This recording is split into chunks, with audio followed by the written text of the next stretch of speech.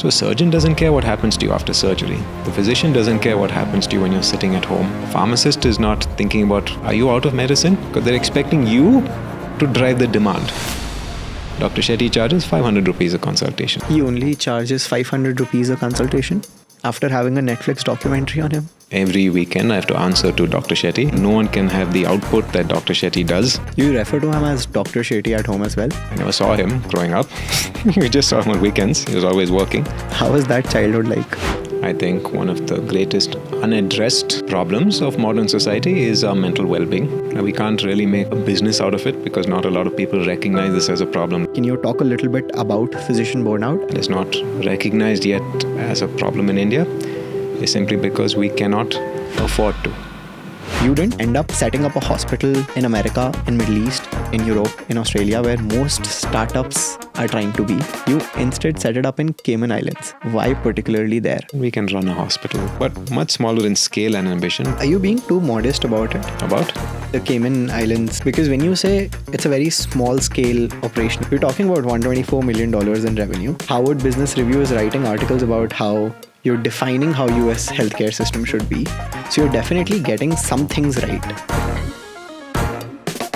Hi Viren, thank you for joining us today. For those who don't know, Viren is the Vice Chairman of Narayana Health, which is one of the largest publicly listed hospital chains in the country. Can you expand on that introduction and introduce both yourself and Narayana Health? Sure. Thank you for inviting me here. My name is Viren Shetty. I'm the Vice Chairman of Narayana Health Limited, a Indian publicly listed healthcare company. We run 18 hospitals across India. We run a couple of clinics. We run a hospital in the Cayman Islands. We recently launched a health insurance company, and we will be starting an integrated care company. Awesome. The first question I want to ask you is, you were an engineer and you're now managing one of the largest hospital chains in the country. How was that transition like? I first want to caveat, I was barely an engineer. I went to engineering school because in India that's pretty much the default choice, right? Either you do doctor or engineer. How I ended up in this sector, just out of default. Engineering, I didn't get into an IIT or any of the top schools where there's actual studies happening.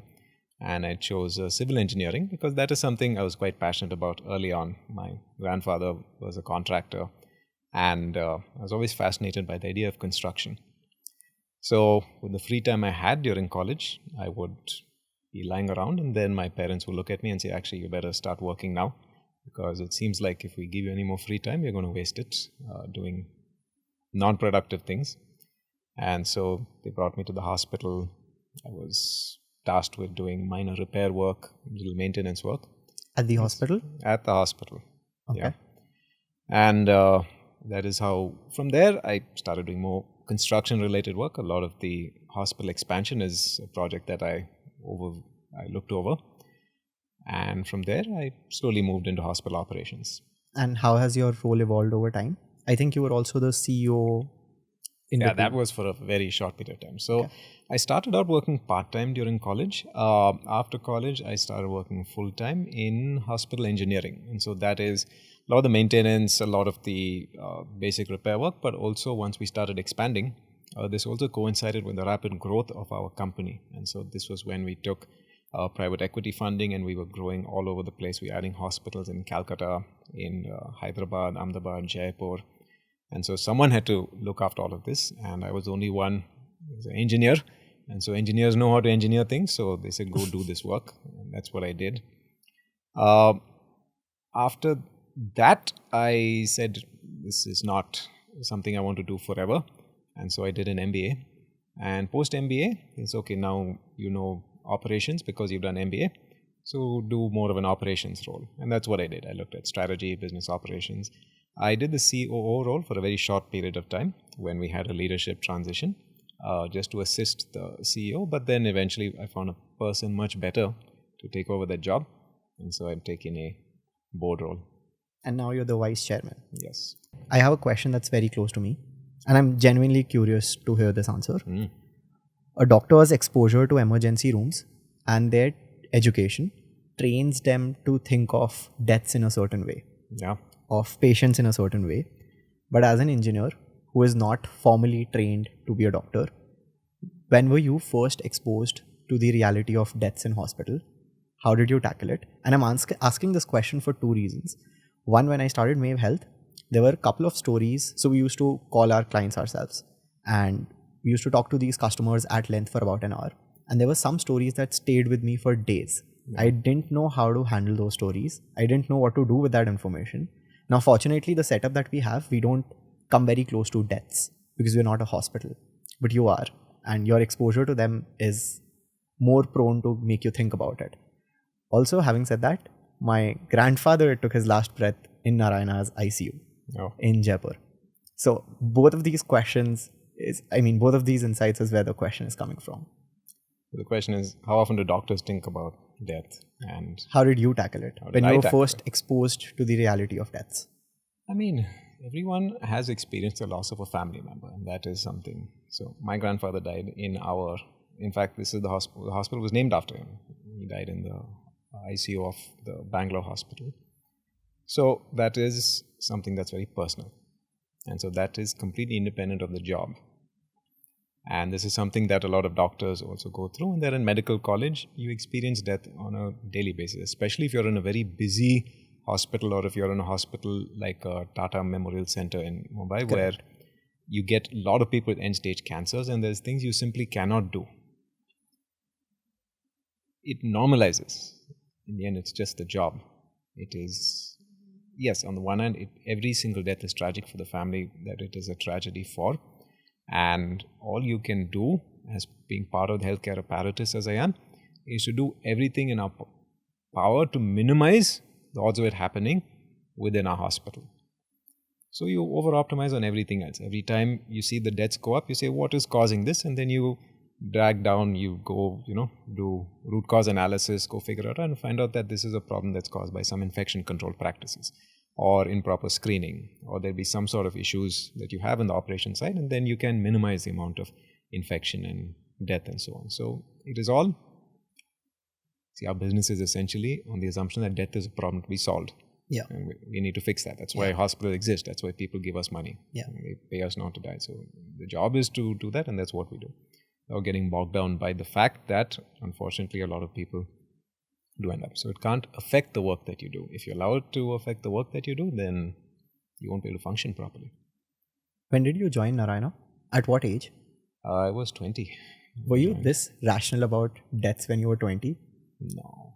I mean, been part of a medical establishment family since I was a kid. I mean, this is people being operated. Yeah. It's part of the, it's part of growing up. Yeah. I've seen a lot of heart surgeries, and even when I was a kid, my father did take us to the operating room. He did show us around. We knew that the ICU existed, and we knew that the mortuary also existed. Not an unknown facet of this business. So you're pretty well prepared when you entered Narayana as an establishment. No, see, I've not. So again, I think clinicians experience this very differently from me. Yeah. As an administrator, I'm only looking on the outside. Yeah. I'm only looking at it with something I had no involvement with that. Yeah. Okay. Let's cool it down a bit. Tell me one fact or one myth about healthcare that blew your mind when you first entered the field of healthcare. Okay, so India has a lot of heart disease, right? With heart attack, diabetes, capital of the world.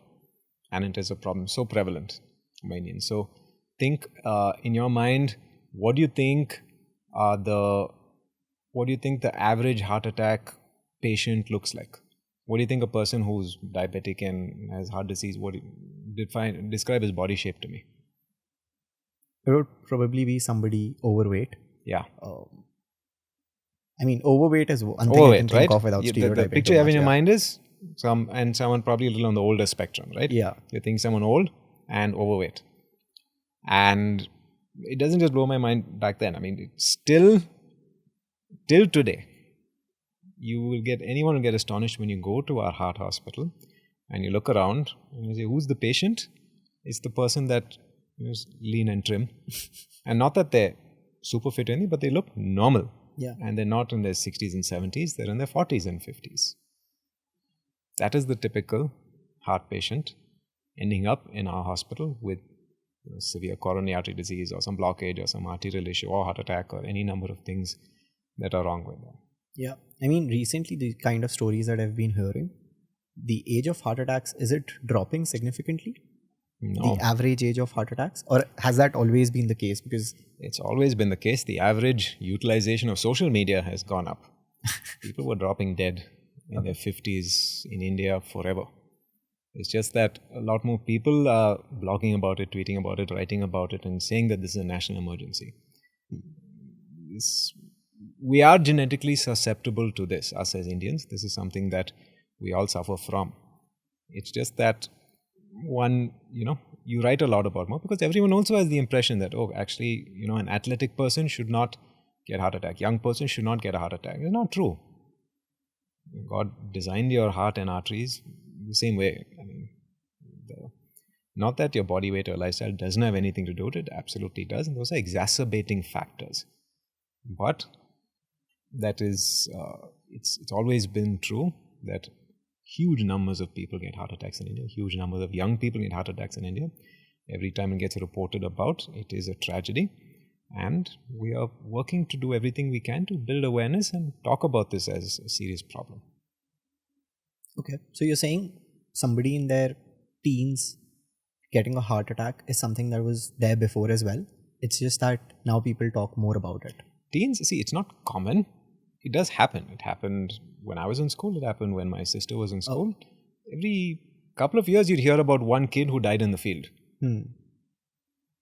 Yeah. It would have been cardiac related. I mean, now also it's not very common. It's just one case that... Yeah. One every 5-10 years, it will come in the newspaper. Oh, this person died. And they'll blame the heat. They'll blame the drills. They'll blame the PE teacher. They'll blame something. This time it's the vaccine, I guess. You blame the vaccine. That's everyone's popular whipping boy.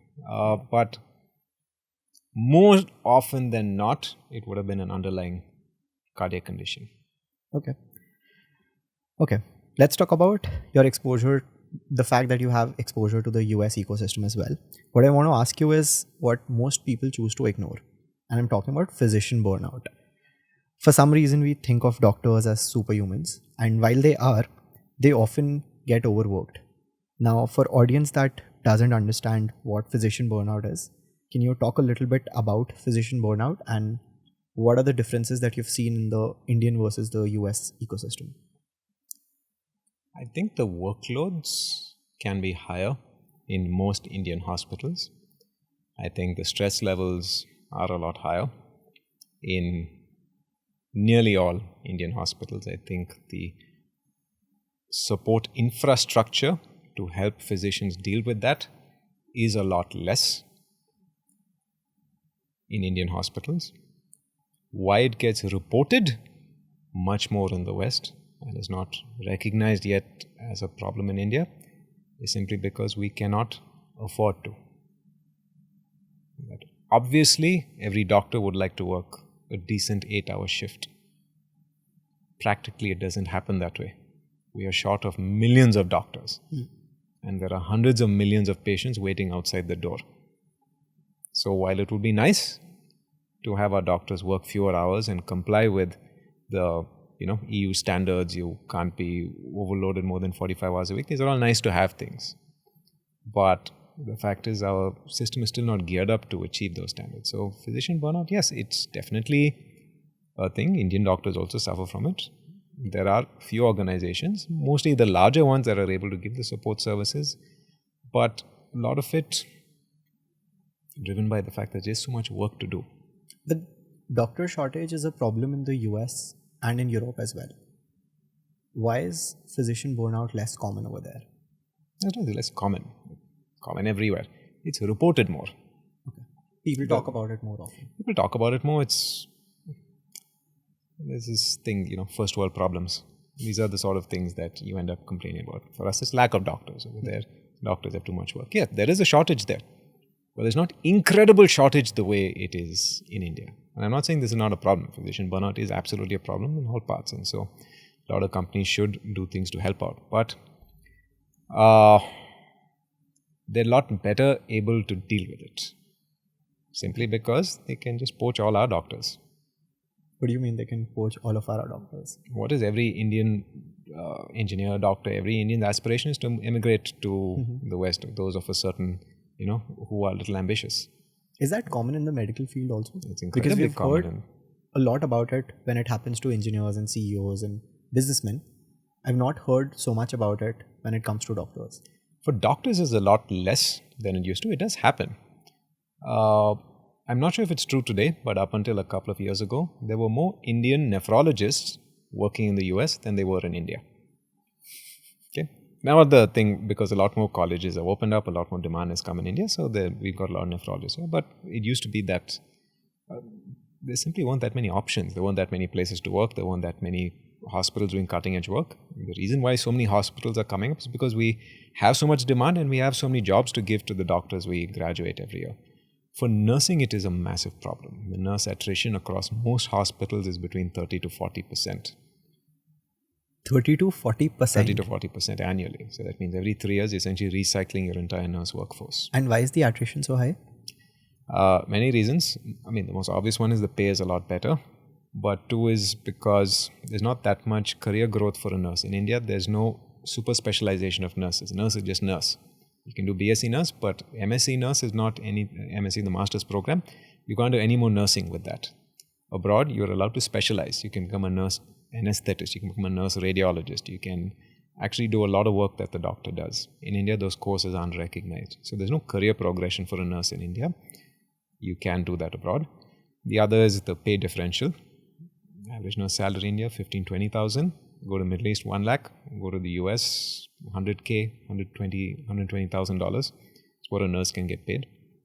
So it's very... So who does the work for the doctors in India if there are no specialists? No, nurses do. We are, but essentially we become the training ground for all these nurses. They work here for a couple of years and then they go to the Middle East and then the US.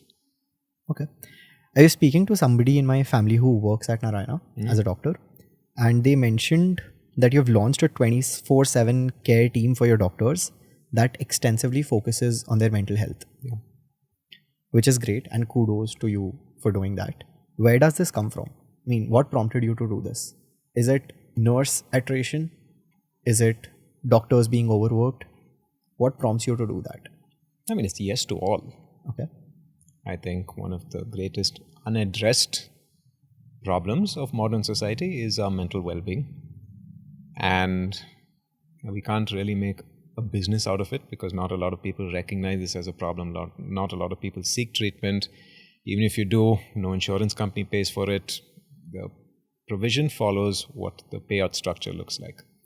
But as an internal service, and eventually as a service we want to start offering to our members who join, our integrated program, it's something we said this is something we need to provide as an online counseling service. And if it works well, we could create a good set of protocols around that and use that to help our members.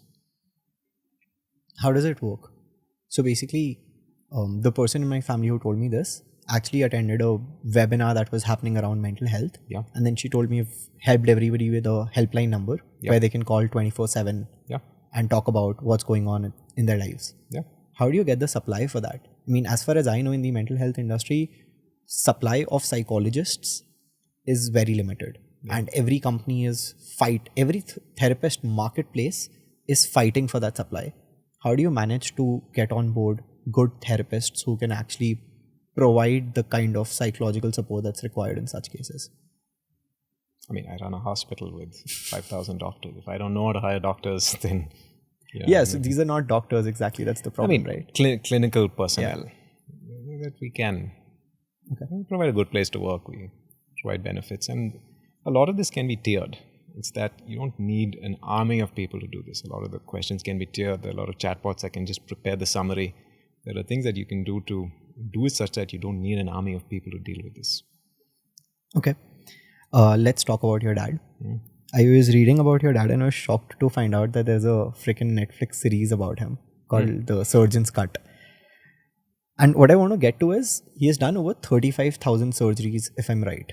This could be from an old article. Now the number could be much higher. Yeah, what he keeps saying is he stopped counting after 20. So we'd have to sort of extrapolate to figure out if he's actually hit that number or not. We won't know.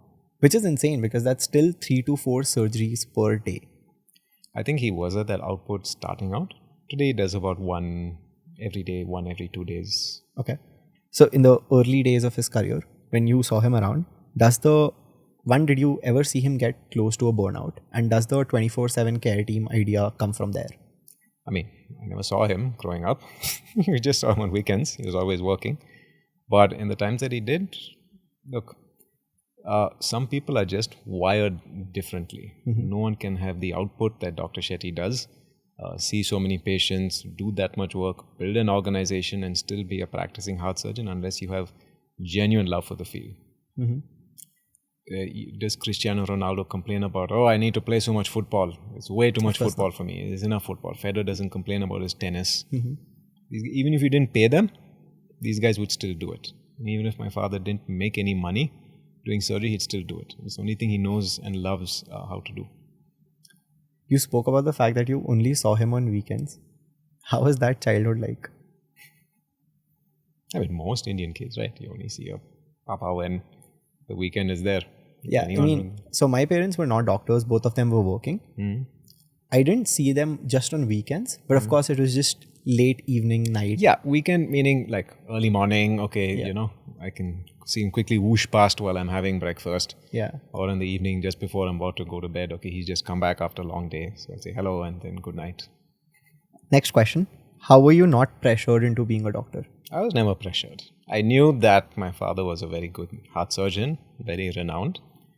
But it's something that is a calling. Either you have it in you, you look at a thing and you say, yes, this is the thing I want to do and I want to do it forever. Or you think that this is not for me. And I never looked at the practice of medicine. I never looked at surgery and said, yeah, this is something I could be good at doing. It just never even occurred to me. I didn't know what I wanted to do, but I always knew it would have something to do with business or finance. So that was just my sense of my place in the world. So I was never pressured into choosing medicine. Of course, it would make my mother very happy if I wanted to do medicine. But yeah. Do you have any siblings who are into medicine? Yeah, I have 2 brothers and a sister. Both of them are doctors. One is still a doctor. One is more of an administrator. My sister didn't do medicine. She did arts and she manages a foundation and does a lot of education activities. Are you the least favorite child now? Why? Your mother would have been a lot more happier if you were into medicine. No, it's that, in this country, actually in most countries, the doctor is the safest job. Correct. You do medicine. Why do people do medicine? It's so hard. It's extremely hard work. You have to study extremely long hours. It takes forever to graduate and you have to end up spending a lot of money. But if you do medicine, you'll never go hungry. Wherever you go, it's a visa that will give you access to any part of the world and you'll get a job. And no one wants Indian doctors more than the West because we're good, we're hardworking, we have excellent clinical skills and we practice on so many patients over here. So Indian doctor is the more sought after, I would argue, than an Indian engineer. So it's every Indian mother's aspiration their kid becomes a doctor because who wouldn't want security for their child? Yeah. Super interested to dig deeper onto your relationship with your dad as well. Do you have dinner together now? Dinner, not so much. I have my own family. So okay. But we do have breakfast and sometimes lunch on Sundays. And do you talk about work in those conversations? No, never, because there's too many kids around and our wives and my mother's there. So we never talk about work at that. Invariably, it falls to what my father's planning for my kids. He wants to take them out, wants to do something. So it's never about work. It used to be when we were growing up. And then you start to... This was much before I got married, much before I had kids. We would sit at the table, when I used to live in his house. So we talk about work, but now we save it for the office. I actually also want to know, how's the mood at home when there's a loss of life in the operation theatre? When you're living and growing up with a doctor in the house? Yeah. I think I was never exposed to that much knowledge about which patient. So I would know if there's a long case because... What does a long case mean, by the way? Long case means, so say a very complex case. There are some surgeries that only my father knows how to operate. because of his seniority and because he is the most skilled for certain kinds of cases. So there will be some cases that he would have done and it would have taken a very long time. And then what happens is, whether it is a graft or whether it is some sort of repair, and then that work gets undone, and then it's an emergency, then you need to go back again late in the night. So he's been training my brother to deal with all of that. So, but growing up, there used to be a lot of cases where he would be called to repair the work done by someone else. So someone else did a surgery and it didn't go as planned, and so he had to be called in to undo that. So I definitely had more of a sense of the complexity of every case and how hard he had to work to be able to achieve that. But whether it was successful or unsuccessful, that's something you'll only know a few days in, because once they're in the ICU or so on, either they make it or they don't, or when they get discharged, they may not survive long after. So you get a little disconnected from that aspect of it. Now, he's a doctor and you're more into administration and business. How do you manage conflicts? Because in my head, I'm thinking he would always be very patient-centric. Not that he would not be patient-centric, but he would always think from the point of view of a doctor and a patient. Yeah. Whereas you would always focus on growing the business. Yeah. How do you manage conflicts? Are there any conflicts, by the way? Yeah. And if yes, how do you manage them? I mean, the differences of opinion would be natural. So of the two of us, in fact, with regards to growing the business and so on, it's my father who's the more aggressive one. Oh. I'm the more conservative one. And I'm the one that wants to spend less money. He wants to spend more money. I'm the one that wants to do fewer things. He's the one that wants to do more things. So there is no right or wrong in all of this. In the way in which you structure, there is just hard decisions, and the person who has to spend the most amount of time dealing with the consequences of that. So invariably, how you resolve the conflict is this thing. Who's going to take ultimate ownership of it? If it is me, I have the final say. If it is Dr. Shetty, he gets a final say. You refer to him as Dr. Shetty at home as well? No. It's only when you're talking about work. Okay. How do you draw that line? How do you draw such a strict line? You compartmentalize it really well in your Yeah, head. that's one thing I was very clear about. See, the thing is, growing up as the son of a very famous doctor who's very busy and he's working all the time. So the one thing I'm not very good at it. I try to be, but the one thing I told myself is that I'll never try and bring work home. And I'll always have a work mode and something that's, PG, family friendly that I'll bring in. So I try to keep those two things very, very separate. Okay. If Narayana was not a family business, would you choose healthcare as a sector? And if yes, which part of healthcare would you start with? I think if we didn't have this business at all, if Dr. Shetty was just a surgeon working somewhere, yeah, I would have that wouldn't have been my summer job. It wouldn't have been the thing that I naturally ended up with. I would have done something else. Any particular sector you're inclined towards? I haven't thought about that. I know I would have done something related to spreadsheets and PowerPoint and finance. I'm not exactly sure what. I would have maybe ended up in some kind of investing. I would have ended up, I guess. Handling M&A? Maybe. You also extensively talk about patient experience, and you're one of the only few people I know who talk about patient experience who's also running a very large hospital. And you're doing something about it, because I constantly see that in your updates, be it your annual reports, be it the statements you put out there, etc. Picture for me what your conception of a good corporate hospital should look like visually. So if we say good corporate hospital, what you enter the building, is it a nice building? Yep. What are the interiors like? Almost looks like the airport to me. Right? Yeah. And not old Indian airports, like modern, like the modern Indian the airport, international with the terminal, cafeteria, hygienic cafeteria to eat at. Yeah. Right? And your doctor, polished chap, speaks very, has some US degrees hanging on the wall. Definitely does not have the hospital smell that I'm very used to for some reason. Yeah. If you get admitted, what does your room look like? Yeah. Very luxurious, yeah. So that's it's a very healthcare meets luxury kind of experience, yeah. So that is the stereotype. Corporate hospital means all those things. Okay. Now, we were defined by our mission that we need to make healthcare affordable. Mm-hmm. And so we went against that stereotype and said, okay, let's not do all those things. We do some of it, but not all. because that is expensive.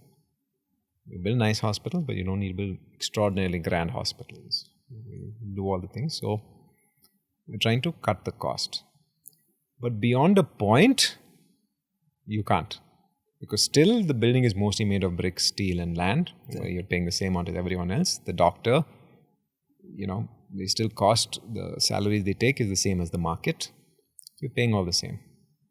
How do we continue to serve people and provide that experience? Because customers want that great experience. And the great experience to them looks like marble lobby and fountain and art on the wall. And they call it experience. And then Indigo Airlines came. And I went through the first couple of Indigo flights, and this was a time when all the other airlines were running around. I looked at that and said, these guys, they know what they're up to. This is something that's promising low-cost fares. It's coming on time. Seats are clean. It's decent. It's not, it doesn't smell. Planes are new. It's efficient. I don't mind paying. And I don't feel cheapened in any way. I don't feel like I'm getting a budget. Yeah. I'm paying budget prices. Yeah. I'm not getting a budget experience in case I were to take a bus or a train or something. That felt good. So what is that equivalent in that? So for us, when we do service excellence, this first realization came to me when we had this problem with crowding in our OPD lobby. And they said, rich people are coming and they're complaining because there's no place to sit. Let's create a separate sitting area for rich people. And they did that. Rich people are still complaining. They're complaining not because they're made to, now they don't have to sit next to someone else, but they're still made to sit and wait for a doctor who's not seeing them on time. And that's not something they're used to, yeah. That's when it occurred to me that the service excellence, it's not so much about how cushy the seat that you're sitting on is or how smelly the person who's sitting next to you is. Can you get through this experience extremely fast? The way Indigo does on time, how do you address on time? There are a million different things you have to do. So we said, why we focus on it so much? Because that is pivotal to our entire strategy of investing in digitization and the thing which I'll get to later on the value-based care. That's all part of the story of addressing what customers want. When they talk about service excellence, this is what we think it looks like. We may not yet achieve the fountain in the lobby or the marble thing, and maybe you don't need it because that is secondary to the sort of care that you're providing for the patient. But if we can address this part of it, see people, see the doctor fast, see the doctor on time, get discharged quickly, get the right advice, and all of that for not having to pay a lot of money, we can build a scalable model. Now, we're not anywhere close to being even 50% through with all of this. There's so much more work you have to do, and there's so much of the industry is embedded in this older way of doing things where you can gloss over the fact that the doctor won't see you on time with cappuccino machine and all those other things. But since we're not doing the cappuccino machine, we have to do the other thing. I have a question for you, and feel free to not answer this one. Is going through public reports of multiple hospitals, why does no one publish any report around the total number of deaths in a hospital? Because we're talking about incentivization, we're talking about alignment of interests. I think being able to publish or making it compulsory for every hospital to publish the total number of deaths that occurred over there would inevitably make the doctors over there or the staff over there more careful about how they handle patients. You've been asking a lot about death. It seems to be playing on your mind. Okay, now, total number of deaths. Would you go to a hospital that had 5,000 deaths, or would you go to a hospital that just had one death in a year? It depends on the number of people they saw. Exactly. Yeah. So total number of deaths is meaningless. Yeah. You're looking at the mortality rate. Mortality rate is what I'm referring to as well. Would you go to a doctor with a zero mortality rate, or would you go to a doctor with a slightly higher than normal mortality rate? Again, depends on the number of people they go to. I'm saying rate. I'm not saying total mortality. I'm saying the rate. The statistics are that this guy, general success rate, so maybe he has a 3% mortality and someone has a 1% mortality. Who would you go to? 1% mortality. Because obviously as a percentage that makes more sense, right? But then, more often than not, the person with the 3% mortality is the one with more experience, because you have to look at the N also. It's 1% on what? 1% on 2 people? And sure, this person has no experience whatsoever. The safest surgeon is the person who doesn't operate. So the reason why a lot of hospitals don't end up, it's not that they don't publish. A lot of us do publish this. We publish it in an annual report, but it's not front page news. It's not very useful as an overall indicator of how good or bad you are. So there are global benchmarks. You keep it within anywhere from 2.6 to 3.5% your overall mortality rate, which most corporate Indian hospitals are well within that. Okay. They can't afford not to be. If they did, they wouldn't get their international accreditations. Well within that. But between that, between 3 and 1, or making a big deal about your less than US benchmarks, which some of our hospitals are less than the US benchmarks also. That means we're doing much better than them. It's imperceptible to the patient. And you're saying you publish the total number of deaths in your annual reports. Okay. I am surprised I didn't come across them, because I went through almost each page of the annual Just report. go through, do a fine for mortality. I think all hospitals end up publishing their different kinds of mortality, by the ICU, by the OT, by department also. Some of them end up publishing it. Okay. I don't think many people know about this. Yeah. Not that people are going through annual reports anyways. Not that most patients are not going to annual reports. Yeah. Financial investors go through it, but they skip past all the medical slides. So my co-founder was admitted to a hospital very recently. I'll not take the name. And it was not Narayana. But he had dengue and it was slightly complicated. He was admitted over there and the doctor asked for a CT scan. Now, when I went to the reception to ask for the price, because my co-founder didn't surprisingly have insurance. Yeah. So when I went and inquired about the price, the question I was asked was, are you an OPD case or are you a general ward case? What exactly? And I, of course, cross-questioned them. Why does it matter? I got to know that the price for patient depends on the type of room they have chosen. Why is it so? Like, why does the same test that would cost the same amount of money, irrespective of which patient is using the test or is being tested, why is the cost different for each room? So, first off, please buy your employees' health insurance. Yeah. Now we do have it. Yes. Next thing I would say, okay, so this is called price discrimination. And a lot of people will look at it prima facie and say, oh, this is terribly unfair. This is very unjust. Why are you charging different people different prices? But it's all chill for a minute and think about it rationally. You have people coming in at different levels of wealth in any hospital. You're not trying to be exclusionary. You want to attract rich people, you want to attract poor people also, you want to attract middle class people, you want to attract people that are quickly coming in and out and for whom time is very sensitive. Price discrimination, just like surge pricing, it's this time-tested thing in economics where you're able to cater to the price sensitivity of every single payer. Let me flip it another way. Is it fair to charge everyone the same price for a packet of medicine, let's say? Is that fair? So if what you're trying to get to is that the rich are subsidizing the price for the people who can't afford the otherwise normalized price, is that what you're trying to get to? But then why is the price of OPD the least? Because OPD are the most time-sensitive people. Okay. They're the ones who they get the highest priority. They're the ones, outpatients, are the ones who are coming in and out very quickly. So they block up the prime slots. Okay. Morning time, evening time. That's when the utilization is the highest of the CT scan in the case of your friend. It's like surge pricing in the end.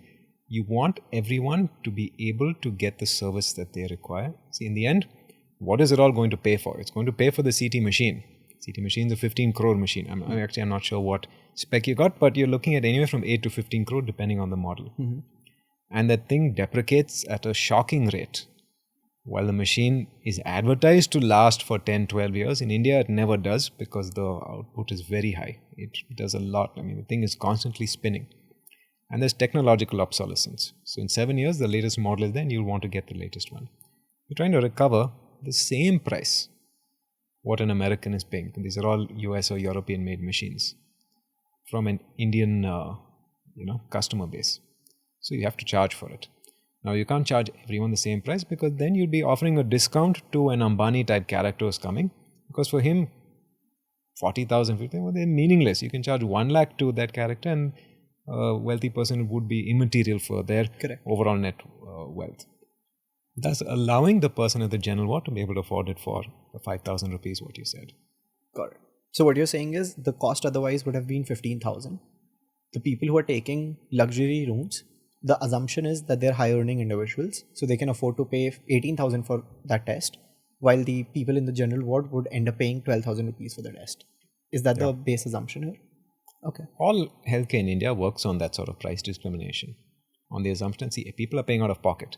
So when you're paying out of pocket, a perfect market can exist because then everything goes to meet exactly the needs of the people who value it the most.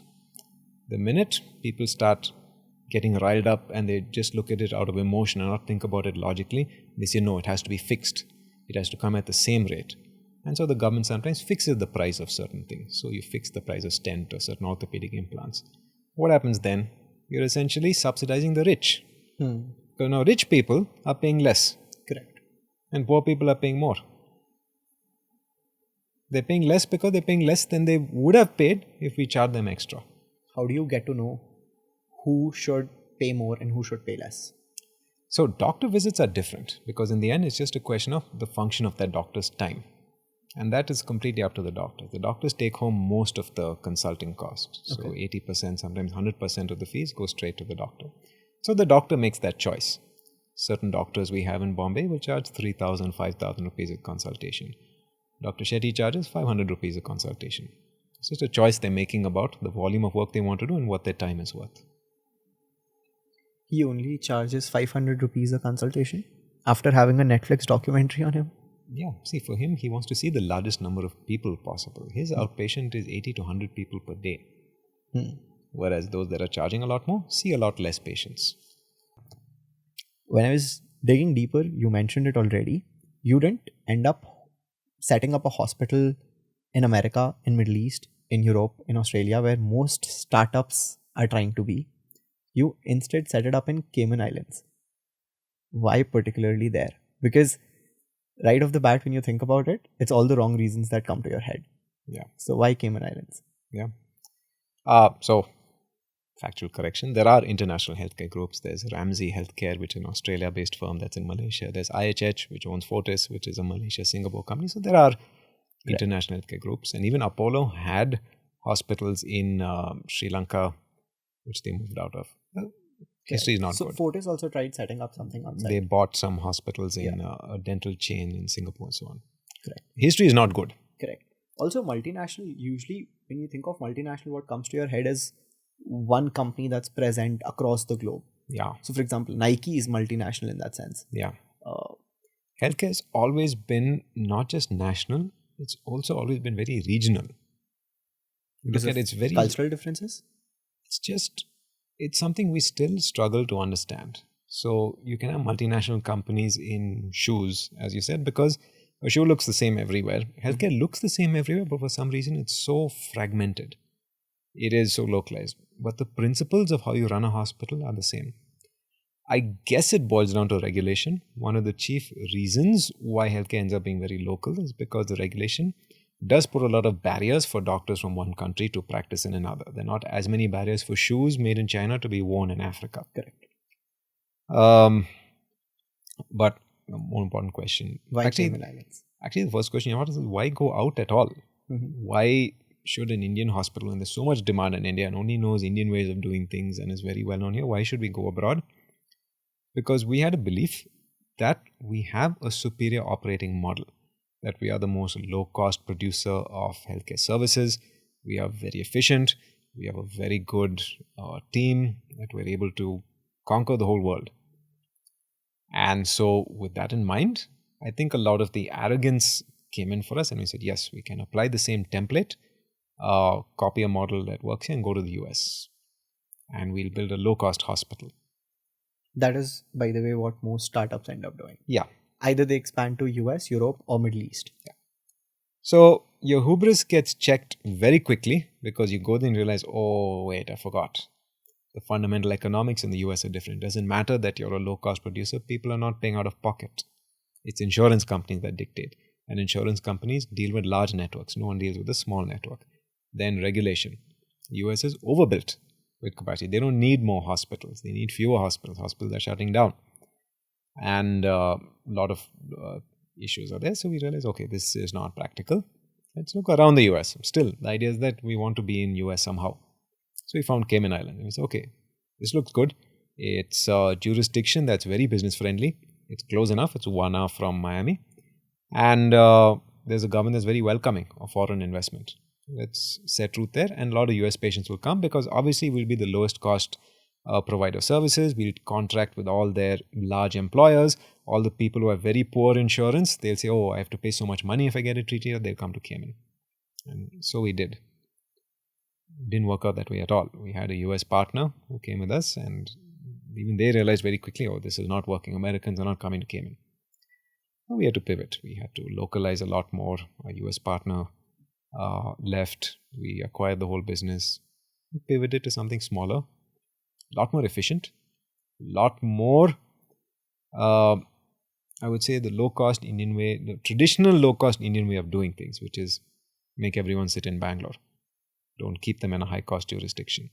So a lot of the back-end work gets done there, and we were able to cut cost a lot, and we can run a hospital quite efficiently.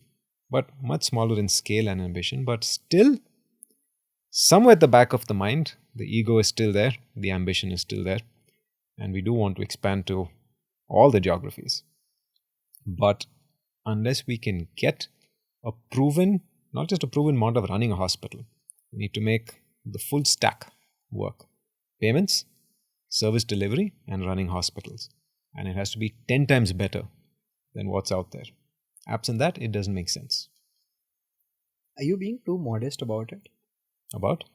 The Cayman Islands hospital chain? Because when you say it's a very small scale operational, small in scale, we're talking about $124 million in revenue. Yeah. When you say we need to achieve operational excellence, Harvard Business Review is writing articles about how you're defining how US healthcare system should be. So you're definitely getting some things right. Yeah. But on the balance of things, every weekend I have to answer to Dr. Shetty, who keeps questioning why we are not the largest company in the world. Not largest healthcare company in the world. Largest company in the world. Because healthcare is, if you combine the total worldwide healthcare spend, it is the largest number that countries across the world, people across the world are putting money towards. Correct. And it is extraordinarily fragmented. So the largest company in the world will be built in healthcare, and he's convinced it should be us. Now, setting the thing there, running the 2 hospitals that we have in Cayman, $100 million is a rounding error against that ambition. $124 million is still a lot. It's been, 2-3 years since you've been in Cayman Islands? No, it's been 10 years. 10 years. Yeah. Did you acquire a hospital there? No, so we acquired our US partner. So it was a 76-24 joint venture. They had most of the equity. We acquired their equity. Okay. We built a new hospital there. It launched very recently. The Greenfield project that everybody keeps referring to in the annual reports. Yeah. Is it already launched? We inaugurated it. We cut a ribbon and everything. We're waiting for a couple more permissions, and then we'll start seeing patients. That is a little different. That is because... And this is again in Cayman Islands. In Cayman Islands. Now, because we have a local focus, I said, fine, let's build something a lot more oriented for daycare, quick in and out, robotic surgeries, consulting rooms, diagnostics. Those are things that this hospital would specialize in. How do the operations work? So you mentioned that there's a team in Bangalore, and then a lot of the operations are happening in Bangalore, and then some of it is happening in Cayman Islands, and that's how you keep it profitable. Because healthcare costs are the biggest in this industry. The largest line item of all hospital expenses is healthcare cost. Manpower cost, sorry. Correct. And Cayman is a very expensive, one of the most expensive jurisdictions on the planet. And so salaries are very high. And so every resource that you keep in India versus keeping them in that jurisdiction saves you $150,000 to $200,000. And you're talking about doctors? No. everyone but doctors. So most of the doctors are based there. You have to be. Doctors, nurses, paramedics, all of that is there. And people that you need for running the hospital, that's there. But finance, HR, IT, marketing, not all of that needs to be on site. If you don't need to be on site, you don't need to be in the country. Why is there a sudden rush of PE investments in Indian hospitals and the overall healthcare ecosystem? There's a lot of every week there's a new news that comes in saying that this PE fund invested a certain amount of money in XYZ hospital and acquired XYZ amount of stake. Why is there so much PE activity suddenly in healthcare? There's this guy, he was a bank robber called Willie Mays. And he used to go, when he got caught, one of the reporters asked him, Willie, why do you rob the banks? And he said, that's where the money is. Why is there PE interest in healthcare? Because PE looks to make a return. They have people who invest in them, and they're expecting to make a return in India. And so all the sector they're investing in, green tech, construction, housing, manufacturing. So healthcare is just one more sector that they see huge demand for, and so they invest. That has grown over the years. Yeah, when we started out, see, the ways in which hospitals were funded when Dr. Shetty started NH was just bank funding. No one could afford to build a hospital of their own from scratch. So our hospital was 100% funded through borrowing. Now, back then, land was very cheap. Banks asked a lot fewer questions about extending the loan.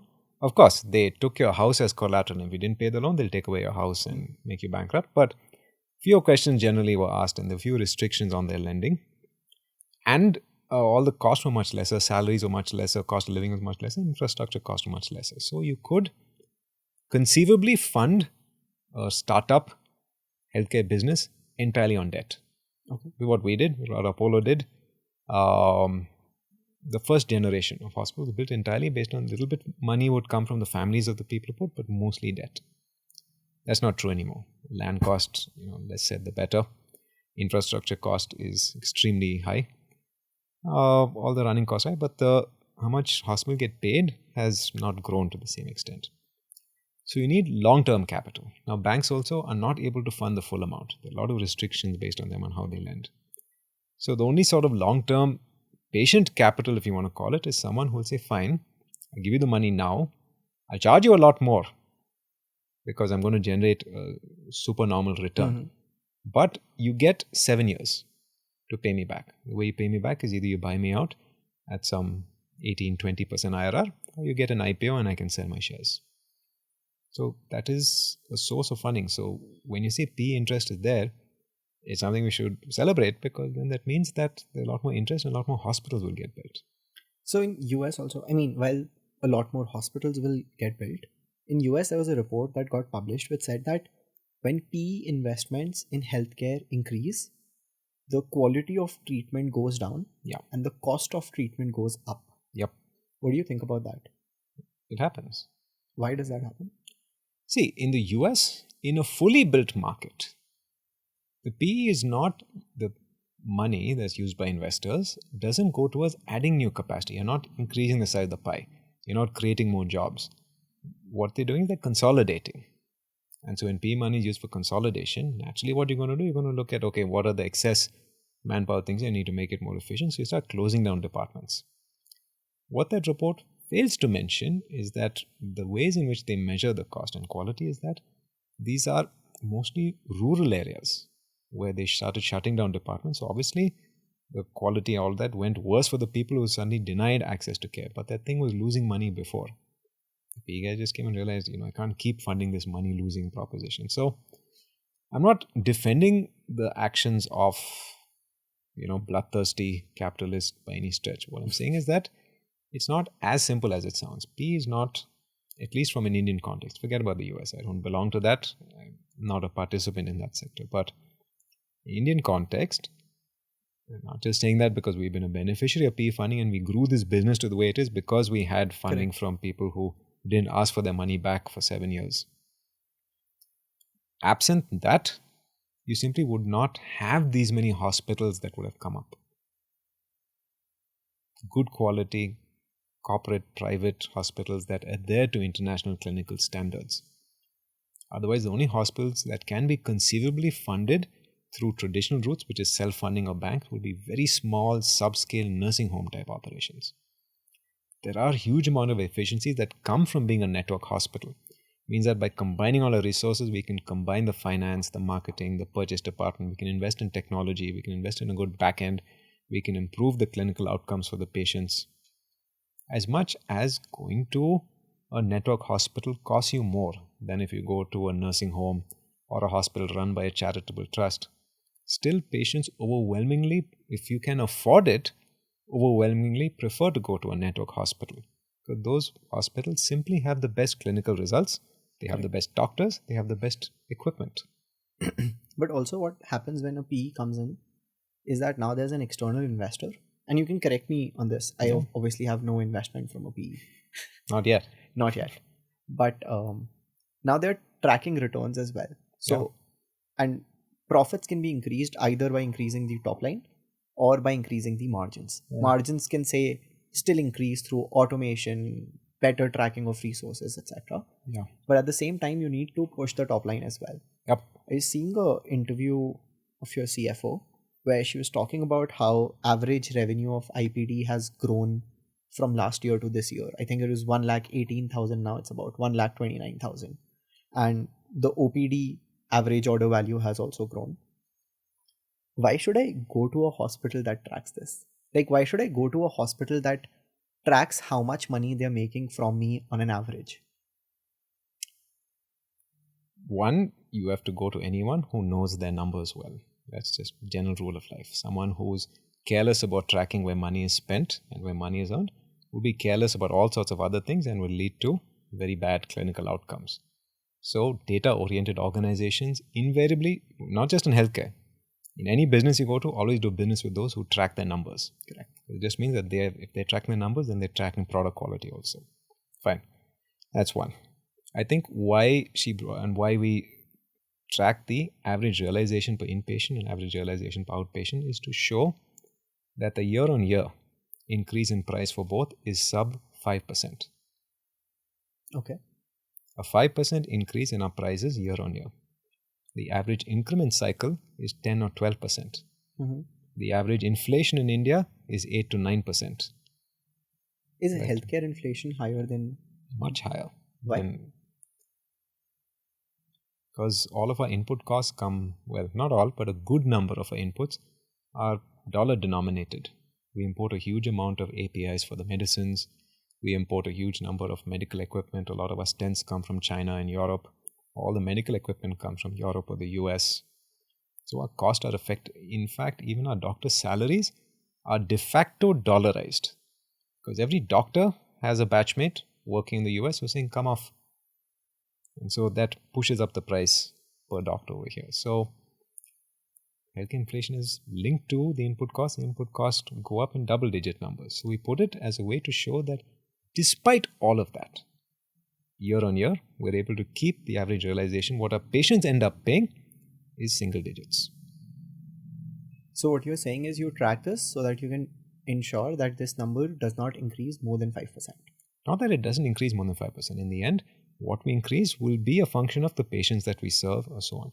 But it's there to provide the context for people. In the end, this was an investor deck. People want to know that we're growing and we're making money. We are growing, we are making money. But we also want to show that we're not growing too fast. We're not making too much money off our patients. Correct, because every healthcare business has two faces, right? I mean, one everybody expects you to be impact driven, and then your investors or the market also expects you to be profitable and growing year on year. Yeah. How do you balance that? See, you can't do one or the other extreme. If I declare that tomorrow all surgeries, all medicines, all services provided by my hospital are free, I will, 20,000 people will be out of a job by the end of the month. Charity cannot be scaled for sure. Charity can't be scaled. Then similarly, you take the other extreme. I said, I will soak every patient for every last rupee that is in their wallet. Again, I will close by the end of the month because people say, no, I don't want to go to this person. They charge too much money or they're absolutely ruthless. So the balancing part is the middle ground. we cater to the largest distribution of the demographic segment. We're not a hospital that's aligned only for poor people, because if you do that, we won't be able to attract good doctors. Correct. The doctors want to treat their friends and family members also. Correct. We don't want to be a hospital that caters only to very rich people, because then your volumes are simply not there. And that again is a place you don't want to work, because it's miserable for other reasons. So in order to cater to all of that, you have to attract every price point. And so that's why the price discrimination, what I said earlier, focusing on efficiencies so that I can still make money off treating government scheme patients or people who cannot pay. We extend up to 10% of our top line. 8 to 10, sometimes 11% of our top line across the hospitals get written off each year as discounts to the patient. And this is on average.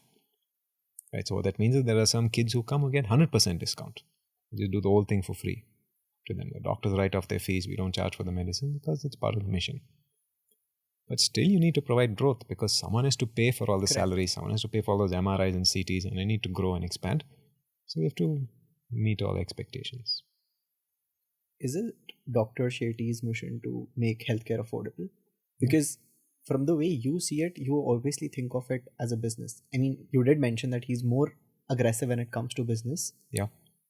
But I'm still trying to wrap my head around who in your family has so much drive to subsidize it 100% for somebody. Also, I mean, I'm aware that these are not friends and family that you're subsidizing it for. Yeah. So these are primarily people you don't know, people you don't necessarily have to serve, but you choose to. Yeah. Because why not? If the money's there anyway, and that person was going to die, and no one else was going to treat them, and you get some goodwill. Now, we don't measure all the karma on the balance sheet. But, okay, if you want to take the absolute business-like argument, you'll get some good PR. Yeah. Right? That's worth something. You can chalk it off as a marketing expense. Or you develop a good reputation as someone who doesn't turn people away, which we don't. We don't turn people away because they don't have money. Somehow, by hook or crook, we'll figure out how to fund this. So then that increases your overall volume. So a lot of people will come in. And so you can build a scalable business that way. Okay, let's come to a topic that's closer to heart. There are single specialty large hospitals in all of the Congo model. Congo model is basically cardio, onco, neuro, gastro, and ortho. Why has nobody been able to crack a single specialty psychiatric hospital? No money. In psychiatry? Why is that? I mean, no insurance pays for it. I would say, so why the business of this doesn't exist? A business won't exist when there's no money in it.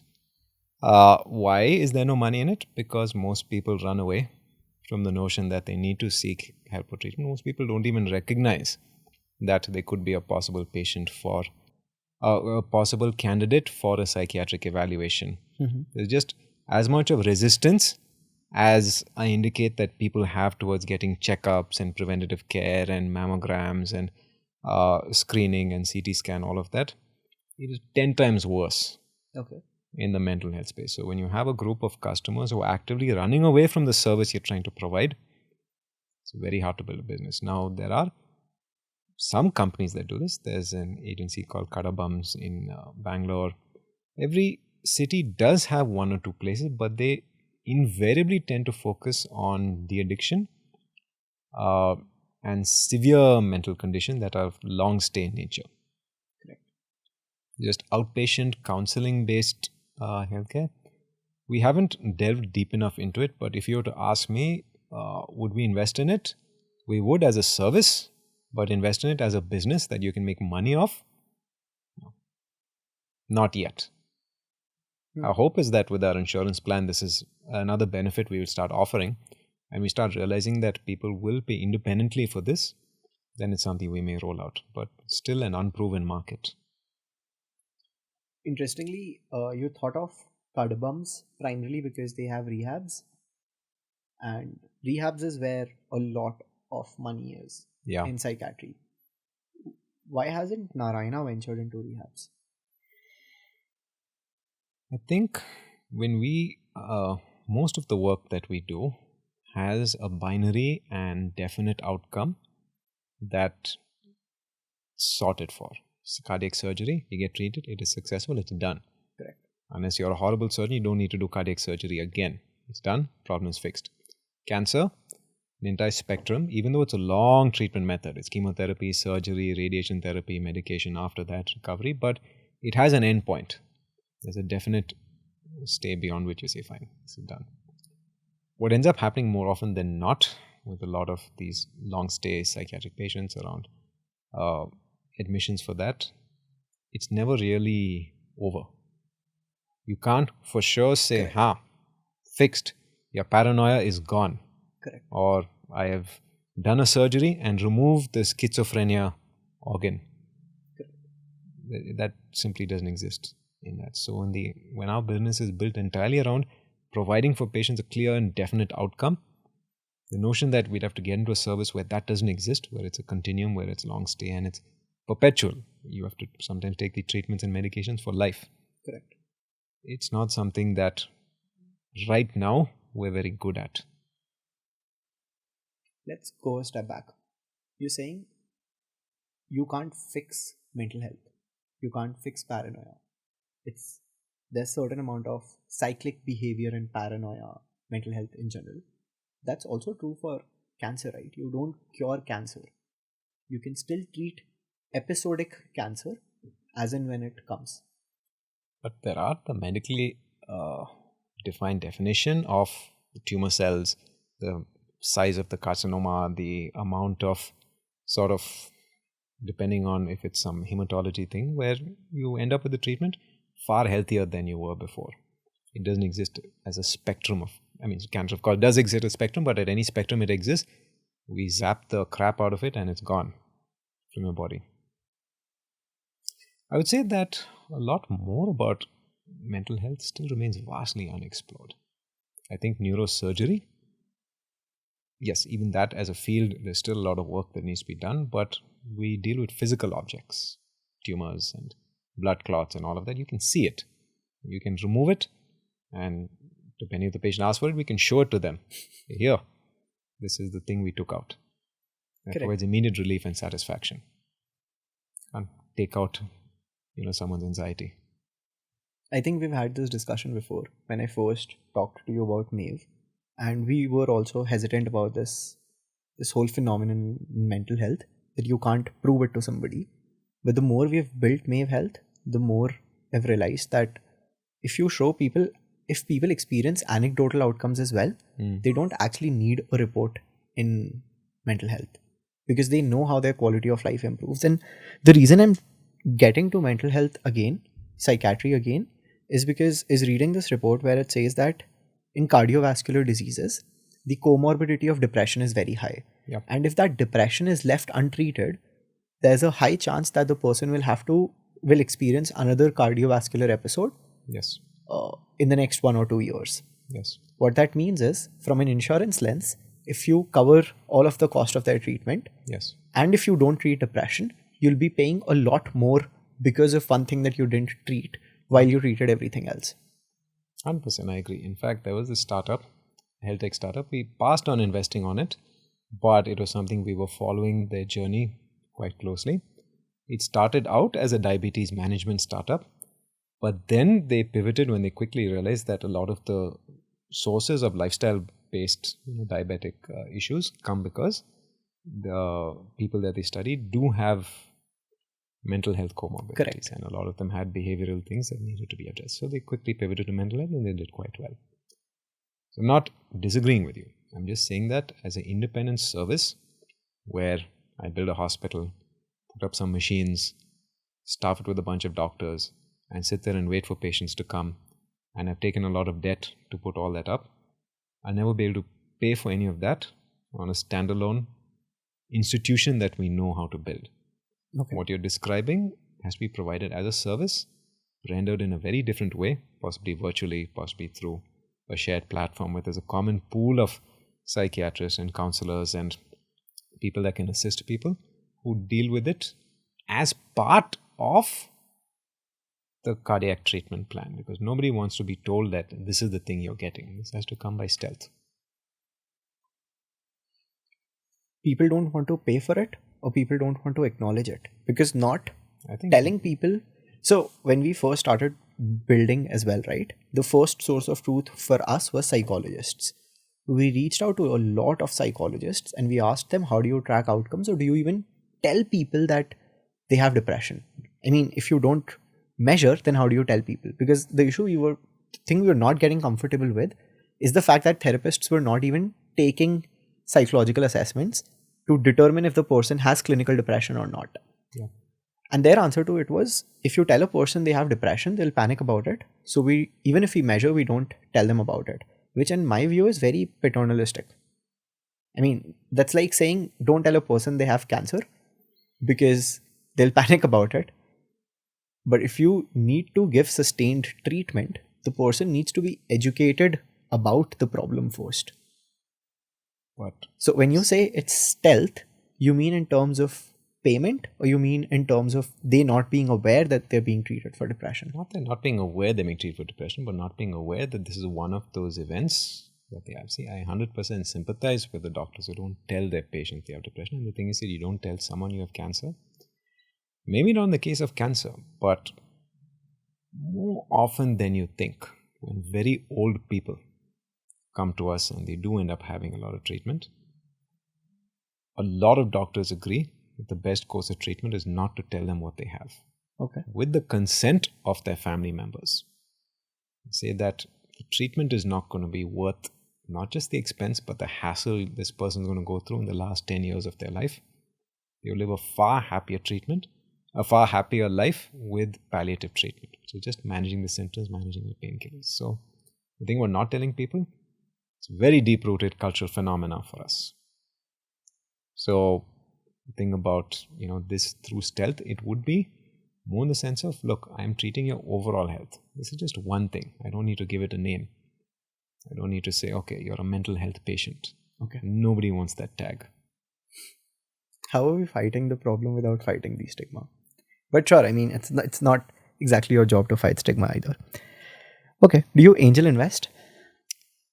I used to. I just don't have the time. To meet startups? No, I meet lots of startups. Okay. I met you. I took your call. I'm very responsive to startups. I love to hear what they're working on. I love to get startups are this great experimental laboratory for being much closer to pushing the boundaries of what we think customers want. For us, as much as customers want, they'll express in a lot of ways. It's hard for us to build a business around that, and it's hard for us to change what we have. But working with startups gets me not closer to changing consumer preferences and gives us a sense of what the next 10, 20 years of our business will look like. Okay.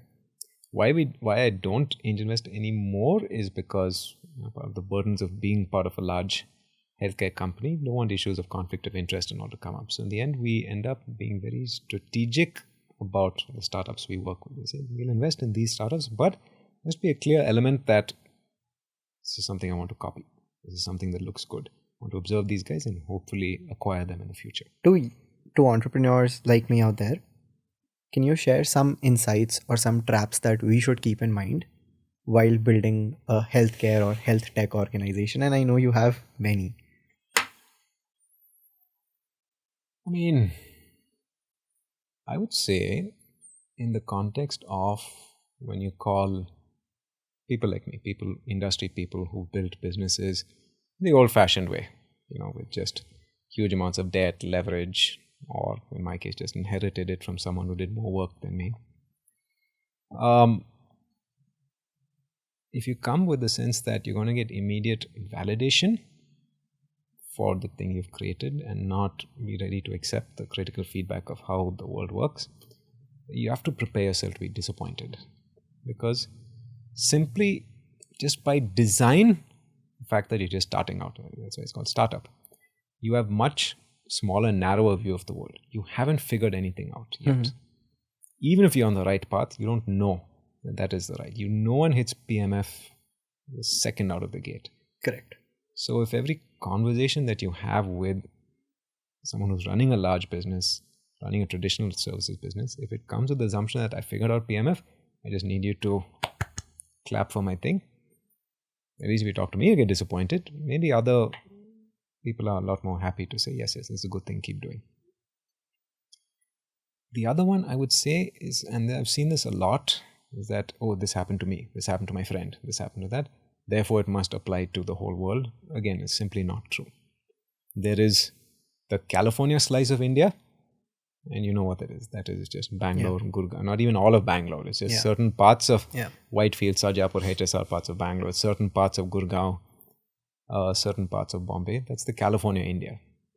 And then there's Bharat, there's the rest of us, there's everybody else. And what's good for one is not good for the other. And you're trying to justify a 1 billion person TAM. You can build more basic things. It can be simpler. AI for Bharat, okay, fine, but Bharat also needs toothpaste and shoes and medicines and simple things. You can do great businesses out of that. Not saying that you should. I mean, those are not VC backable businesses, but in the end, you want to build something. That endures. A lot more basic interventions and services also make money. And those are being built every day by people a lot less smart than the founders who end up reaching out to me on LinkedIn.